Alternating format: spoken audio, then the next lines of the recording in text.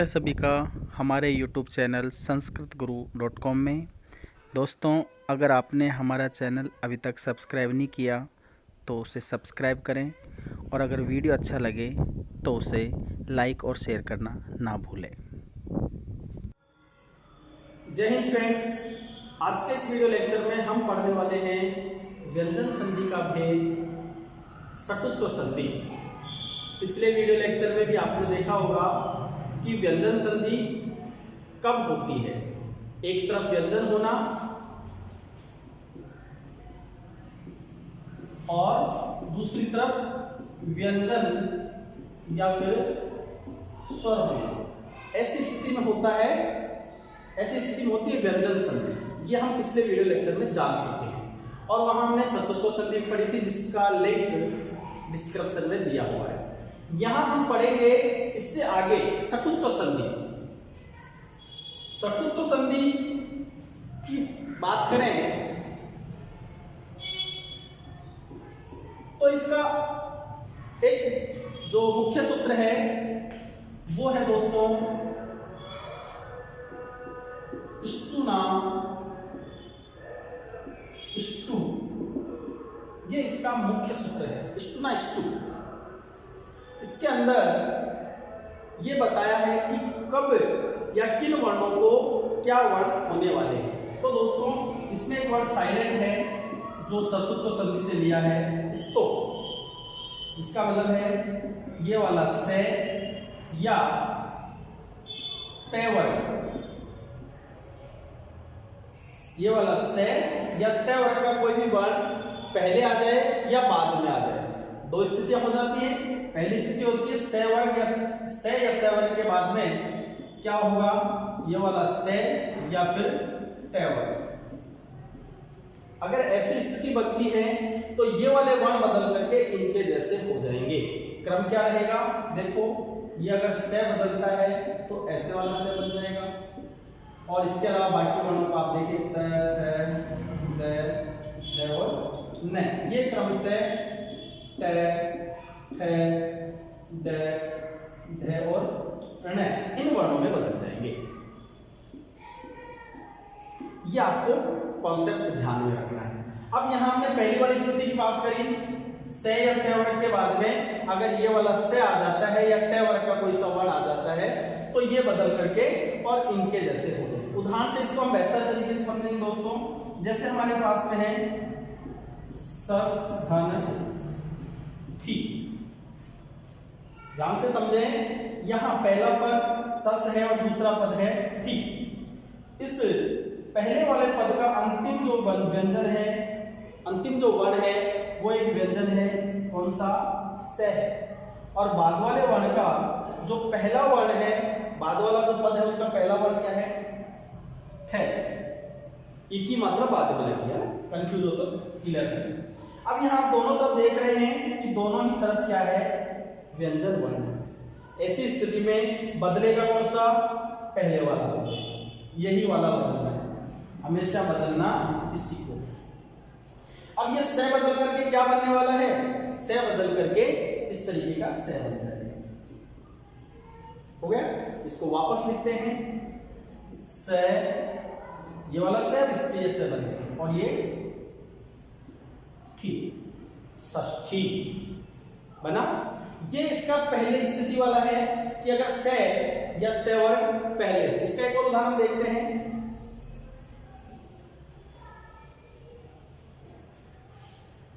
दूसरा इसका उदाहरण देखने वाले हैं दोस्तों,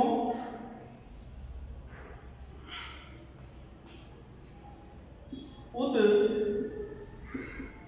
धन डी, उद धन डी। अब दोस्तों इस उदाहरण को आप देखो अच्छे से।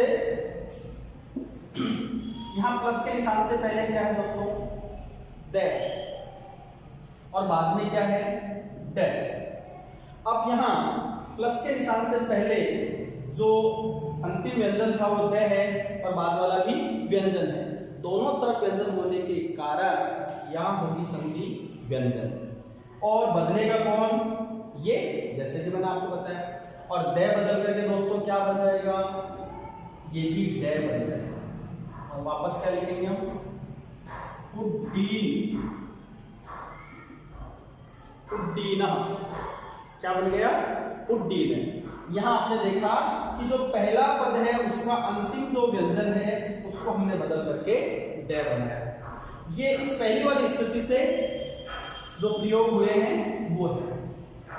अब एक और स्थिति इसमें बनती है, क्या स्थिति बनती है कि ऐसा भी हो सकता है कि ये जो से और तय वर्ग है ये बाद में चले जाए, ये पहले आ जाए, से या तय वर्ग पहले हो और बाद में क्या आ जाए, ये से या फिर तय वर्ग का कोई वर्ड, ये बाद में भी आ सकता है।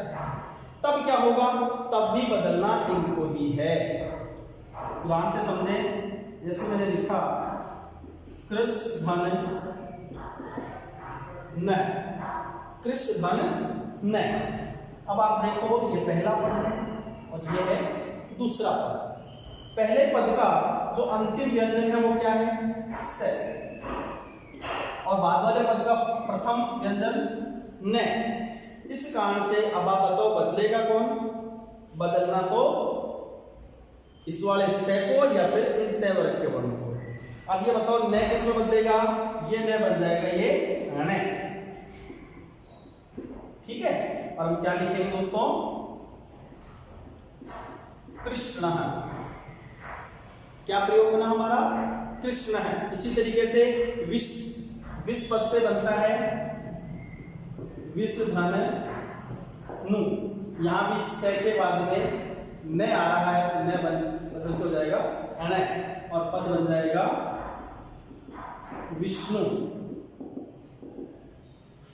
इस तरीके के उदाहरण यहां आपको देखने को मिलेंगे। अब दोस्तों क्या इतनी ही है षटुत्व संधि, नहीं दोस्तों, षटुत्व संधि में ये एक मुख्य सूत्र था, इसमें कुछ और गौण सूत्र भी है जिनकी भी हम चर्चा कर रहे हैं। बच्चों इस संधि का एक दूसरा महत्वपूर्ण सूत्र है जो अपवाद का कार्य करता है, जो कुछ लिमिट्स बताता है पहले वाले सूत्र की कि तुम कहां कहां आकर के रुक जाओगे। क्या लिमिट्स बता रहा है, ये कह रहा है नए पदांता टोर्नाम, अर्थात अगर पदांत में टय वर्ग हो, टय वर्ग का कोई सा भी अक्षर पदांत में हो और उसके बाद में अगर तुम्हारा टय वर्ग या फिर ये से आता है तो यहाँ जो काम पहले हो रहा था संधि का वो नहीं होगा। आपको दोस्तों यहाँ समस्या आ रही होगी कि पदांत क्या होता है। दोस्तों पदांत से मतलब है पद के अंत में जो वर्ण है उसको पदांत कहा जाता है। संस्कृत में पद उसको कहते हैं जिनका कोई सार्थक अर्थ होता है। जैसे हमने लिखा षट, इसका मतलब होता है 6, ठीक है। हम लिखते टस, बताओ इसका कोई अर्थ निकल रहा है क्या, नहीं निकल रहा। ये पदांत पद नहीं है, ये पद है। तो हमने बात करी पदांत की, तो ये कह रहे हैं कि अगर पदांत में टय वर्ग का कोई सा भी वर्ण आता हो, यहाँ आप देख रहे हैं पदांत में टय वर्ग का वर्ण है, और दूसरी तरफ क्या हो, कोई सा भी तय वर्ग का वर्ण या फिर से आ रहा हो, जैसे हमने लिखा संत। अब यहां हम देख पा रहे हैं कि पहले वाला जो पद है उसके अंत में एक व्यंजन है जो टय वर्ग का है, और बाद में जो पद है उसका पहला वर्ण है जो एक व्यंजन है से, ठीक है। ऐसी स्थिति अगर बनती है तो हम वहां संधि नहीं करेंगे, उसको जैसा था वैसे की वैसे ही लिख देंगे और इसको नाम वही संधि दी जाएगी, षटुत्व संधि। लेकिन यहाँ सूत्र बदल जाता है। परीक्षा में अगर ऐसा पूछा जाए षट धन संतय पद में संधि किस सूत्र से हुई है, ठीक है, तो वहां आपका आंसर होगा स्टुना, जो स्टु था वो सूत्र नहीं होगा, नए पदांता टोर्नाम सूत्र इसका सही जवाब। तो आपको ये ध्यान रखना है। दूसरी और बात जो यहाँ इस सूत्र में कही है वो है अनाम। क्या है अनाम, यहां तक कह दिया नए पदांता टोर्नाम। नए पदांत अर्थात पदांत में टय वर्ग है, उसके बाद में अगर तय और से वर्ग, तय वर्ग या सेट आता है तो वहां हम संधि नहीं करेंगे। लेकिन आगे कह रहा है अनाम, अर्थात नाम शब्द को छोड़ करके। क्या इसका मतलब? नाम शब्द को छोड़कर। इस नाम शब्द को छोड़ने की बात एक वार्तिक और करता है, जो कहता है अनाम नवति नगरी, ऐसे करके एक सूत्र और है, वो भी यही बात कह रहा है। यह वार्तिक है, आपको पता होगा वार्तिककार कौन है? वररुचि। ये वार्तिक है जिसमें यही बात है अनाम नवति नगरी नाम, इन शब्दों को छोड़ करके, यानी नाम नवति और नगरी शब्द को छोड़ करके और बाकी स्थानों पर जो है तय वर्ग के बाद में अगर आता है तो बदलाव नहीं होगा। तो कौन से 3 शब्दों को छोड़ दिया? एक शब्द को छोड़ने की बात तो यही कर रहा है नाम। अगर नाम शब्द को छोड़ने की बात आए तो वो इसी सूत्र से हो जाएगा। और अगर इसके अलावा नाम के अलावा नवति 3 शब्द हैं, नाम नवति और नगरी, ये 3 शब्द हैं।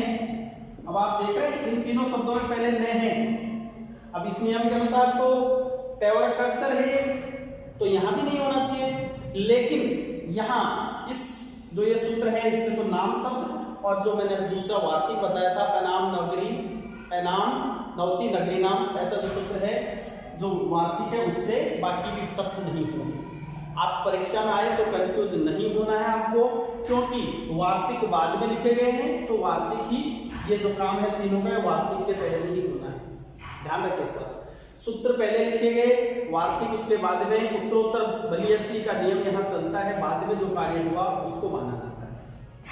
अब यहाँ इसका उदाहरण देखते हैं। जैसे लिखा है सट धन नाम, प्लस के निशान से पहले तय वर्ग का वर्ण आ रहा है और बाद में न आ रहा है, तो नियम से तो नहीं होना चाहिए था, लेकिन क्यों होगा? क्योंकि हमारा वार्तिक कहता है कि इन तीनों शब्दों को छोड़ दो भैया, बाकी सब में आप वही नाम काम करोगे।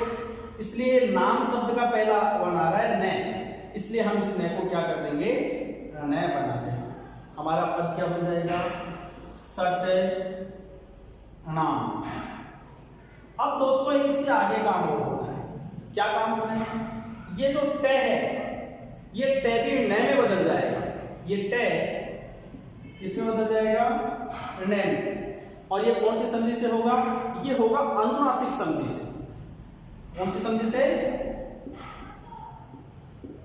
एक संधि है अनुनासिक संधि। उस संधि के तहत यहां ये जो ट है वो न में बदल जाएगा। वो सूत्र है उसका यरो अनुनासिके अनुनासिके वा, यरो अनुनासिके अनुनासिक, इसको अनुनासिक संधि में हम आगे से पढ़ेंगे इसको। वो सूत्र ये कहता है कि बाद में अगर जो नकार हो कोई सा भी, तो पहले वाला जो वर्ण है वो उसके जैसा हो जाता है, लेकिन ये काम विकल्प से होता है, नियम से नहीं होता, विकल्प से होता है। यानी आप ये भी लिख सकते हैं और जो ट को न बन जाएगा क्या हो जाएगा? शरणाम। ये भी लिख सकते, दोनों लिख सकते हैं। ये तो नियम से है और ये विकल्प से, आप दोनों काम कर सकते हैं। अगर आप ये लिखते हैं तो संधि कौन सी हो गई इसमें? अनुनासिक संधि। ये आपको ध्यान रखना है दोस्तों। इसी तरीके से आप जो है ये तो हमने लिखा था नाम का, नौती और नगरी का भी आप कर सकते हैं। ये जो उदाहरण मैंने आपको बताया दोस्तों, ये कई बार परीक्षा में पूछा जा चुका है, तो आप इसका ध्यान रखें। ये मुख्य सूत्र के अंतर्गत तो षटुत्व संधि में होता है, और अगर अपवाद की बात करें या हम कहें विकल्प से, तो ये अनुनासिक संधि में होता है। ये आपको ध्यान रखना है दोस्तों। एक और सूत्र इससे जुड़ा हुआ है, वो है तोसी। इसके उदाहरण बहुत विकल्प मतलब रियर मिलते हैं। ये कहता है तय वर्ग के बाद में अगर से आता है तो यहां भी आपको संधि नहीं करनी। तय वर्ग का कोई वर्ण पहले आ जाए और उसके बाद में अगर से आता है तो वहां भी आप संधि नहीं करेंगे। ये थी दोस्तों आपकी षटुत्व संधि। आशा करता हूं आपको एक जो टॉपिक है वो समझ में आया होगा। आप इसका अभ्यास करें। और यहाँ मैं आपको एक और महत्वपूर्ण बात जो बताने वाला हूं, जो दोनों जो हमारी संधि थी सचुत्व और षटुत्व, उन्हें में क्या समानता है एक दूसरे से वो देखें। देखो दोस्तों, ये है से और तय वर्ग, ठीक है। ये वो है जो बहुत ही इनोसेंट है, बहुत ही सरल प्रकृति के हैं। और अब हम बात करें सचुत्व संधि में, तो क्या होता है दोस्तों, ये जो से है वो किस में बदल जाता है, इस वाले से में, और तय वर्ग के वर्ण किस में बदल जाएंगे, चय वर्ग में बदल जाएंगे। यही बदलेंगे, ध्यान रखना। अगली हम संधि अभी पढ़ रहे थे सटुत्व है, अगर हम इस संधि की बात करें तो ये वाला हिस्सा अब किस में बदल जाएगा, इस से में बदल जाएगा, और ये जो तय वर्ग था वो हो जाएगा तय वर्ग के वर्ण, अर्थात तय जो है वो तय न हो जाएंगे। ये दोनों संधियों में काफी समानताएं हैं, इसीलिए मैं आपसे कहता हूं, अगर हमारा पहले वाला वीडियो नहीं देखा जिसमें आपको हमने पढ़ाया था सचुत्व संधि के बारे में, तो डिस्क्रिप्शन में उसका लिंक दिया हो, आप उसको जरूर देखें, क्योंकि वो आपको इस संधि में बहुत ही सहायता करने वाला है। धन्यवाद दोस्तों। किसी तरीके की आपको समस्या लगी हो कमेंट में जरूर बताएं। आपको हमारा वीडियो कैसा लगा कमेंट में लिख के बताएं और आगे इसको शेयर करें। Thank you.